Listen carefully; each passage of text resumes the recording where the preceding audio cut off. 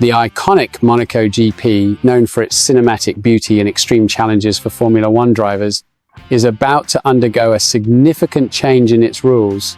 The International Automobile Federation, FIA, has announced a new measure that promises to shake up the team's strategy and bring more excitement to the race: the mandatory 2 pit stops. The decision, which had already been discussed behind the scenes, was officially confirmed on Wednesday, 26, and divides opinions within the paddock. Monaco has always been a circuit where overtaking is rare and the starting position can determine the race's fate. With this, the FIA justified the decision, stating that the measure seeks to improve the sporting spectacle, increasing the strategic possibilities, and consequently making the race more dynamic.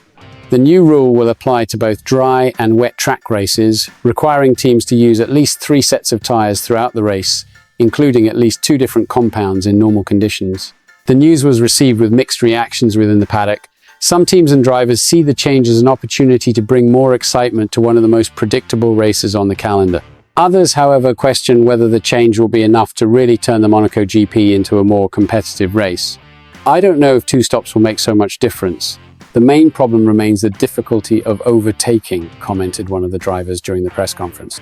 But if it makes strategies more varied and creates more uncertainty, it may be interesting for the public. In addition to the strategy, another concern is the impact of the decision on competitiveness between teams. Traditionally, skidders who can better preserve tyres benefit from events like Monaco, where a single pit stop was enough to reach the finish with a good performance. Now, with 2 mandatory stops, teams that suffer more from wear and tear may have an unexpected advantage. It will be a new challenge. We have to understand how this rule will affect our performance and adjust the strategy in the best possible way, said a team leader. The public, in turn, seems divided about the change. Many F1 fans argue that the problem with Monaco is not in tyre strategies, but in the very nature of the narrow circuit, which makes overtaking almost impossible.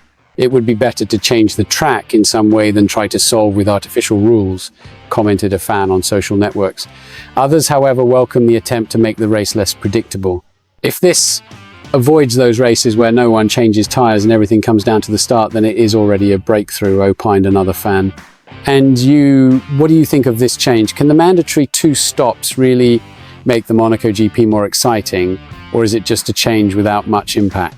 Leave your opinion in the comments and take the opportunity to subscribe to the channel to stay on top of all the news from the world of Formula One.